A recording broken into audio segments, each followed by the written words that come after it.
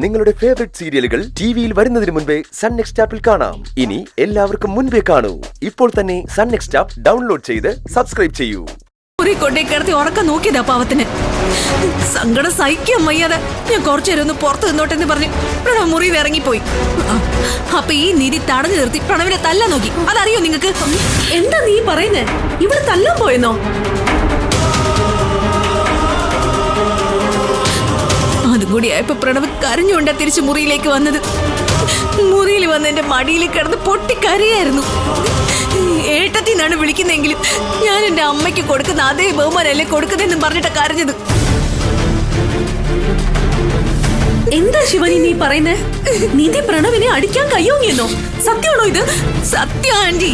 നീ വെറുതെ കള്ളം പറയല്ലേ ശിവാനി. അവന് ചിലപ്പോ വഴക്കു പറഞ്ഞെന്നോ ഉപദേശിച്ചെന്നോ ഒക്കെ ഇരിക്കും. നിധി തല്ലാനൊന്നും പോവില്ല. നീ വെറുതെ എരുതിയിൽ എണ്ണ ഒഴിക്കാൻ നോക്കല്ലേ ശിവാനി. എന്ത് കള്ളവും വിളിച്ചു പറയാന്നാണോ? ഞാൻ പറയുന്നത് കള്ളോ അല്ലെന്ന് തെളിയിക്കാൻ എന്റെ കയ്യിൽ തെളിവുണ്ട്. അതിന്റെ വീഡിയോ എടുത്ത് വെച്ചിട്ടുണ്ട്. ഞാൻ കാണിച്ചുതരാം. കാണും.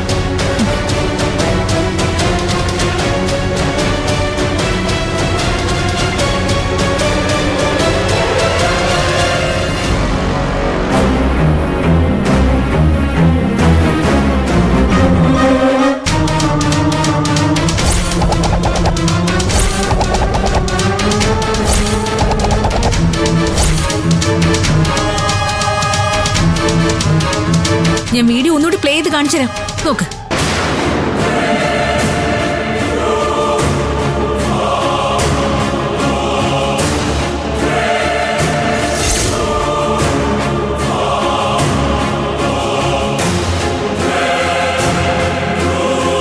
ഈ നേരത്തെ നീ ഇത് എങ്ങോട്ട് ഇറങ്ങി പോകുന്നു? ഞാൻ എങ്ങോട്ടെങ്കിലും പോണോങ്കി ഇനി നിങ്ങളുടെ പെർമിഷൻ വാങ്ങിക്കണമെന്നുണ്ടോ? ഇതൊന്ന് ഷൂട്ട് ചെയ്ത് വെച്ചാൽ ചിലപ്പോ പിടിച്ചു കയറാൻ എന്തെങ്കിലും ഒരു കച്ചിത്തിരുമ്പ് കിട്ടും.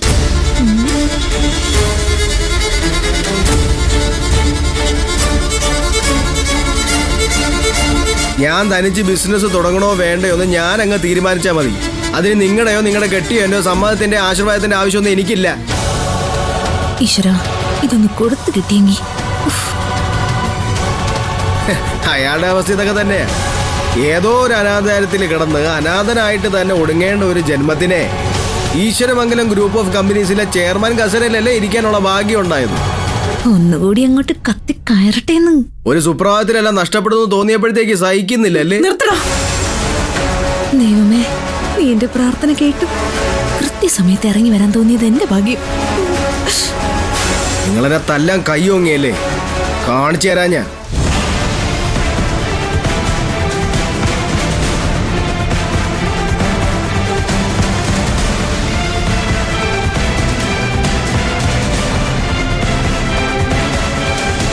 ഈ വീഡിയോ ഒന്ന് എഡിറ്റ് ചെയ്ത് വേണ്ടാത്ത ഭാഗങ്ങളൊക്കെ എടുത്തു കളഞ്ഞ് വൃത്തിയാക്കി എടുത്ത ഇതിനൊരു ഹൈഡ്രജൻ ബോംബിന്റെ എഫക്റ്റ് കാണും. ശരിയാക്കി തരാം ഞാൻ.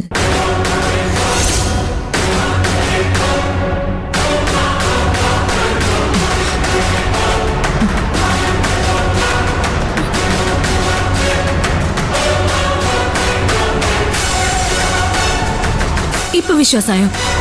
ഇതിൽ കൂടുതൽ എന്ത് തെളിവാ നിധി തല്ലി എന്നുള്ളതിന് ഞാൻ കാണിച്ചു തരണ്ടേ? എന്താ നീതി ഇത്? എനിക്കൊന്നും മനസ്സിലാവുന്നില്ല. നീ തന്നെ നീ പ്രണവിനെ തല്ലാൻ പോയത്? അമ്മേ, ഞാൻ തല്ലിയതൊന്നും അല്ല. എന്തിനാ തല്ലുന്നേ? ഇത്രയും തന്നെ പോരെ? ആട്ടിൻ തോലിട്ട ചെന്നായാണിവള്. ഒന്നാം തരം വില്ലത്തിയാ. പ്രണവ് സ്വന്തമായിട്ട് എന്തെങ്കിലും ചെയ്ത് ഒരു മേൽവിലാസം ഉണ്ടാക്കണമെന്ന് ആഗ്രഹിച്ചു പോയി. അത് ഇവൾക്ക് ഇഷ്ടപ്പെട്ടില്ല. പുറത്ത് നല്ല പിള്ള ചമഞ്ഞിട്ട് അങ്ങ് അകത്ത് പോയിരുന്ന് ഗൗതമിന് തലയണ മന്ത്രം പറഞ്ഞു കൊടുത്ത് എരിവ് കയറ്റി വിടുന്നവള് ഇവളാ.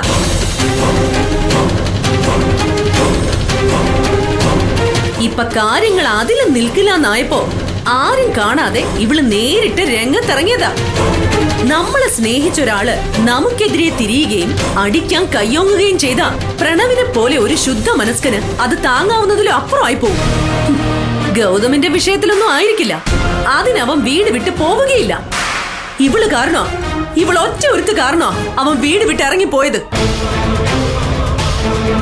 ഞാനായിട്ട് പ്രണവിനോട് വഴക്കിനൊന്നും പോയിട്ടില്ല. ദേ, ഇനിയൊരു അക്ഷരം നീ മിണ്ടി പോരുത്. നീയൊക്കെ ഒരു പെണ്ണ് തന്നെയാണോടി? ഇരുതലയിലും തീ പിടിപ്പിച്ചിട്ട് നടുക്ക് നിന്ന് കണ്ട് അത് ആസ്വദിച്ചിട്ട് അതിന്റെ മുതലെടുപ്പ് നടത്താൻ ഇറങ്ങിയിരിക്കുന്നു. ഛെ! ജ്യേഷ്ഠ അനിയന്മാർക്കിടയിൽ പല പ്രശ്നങ്ങളും കാണും.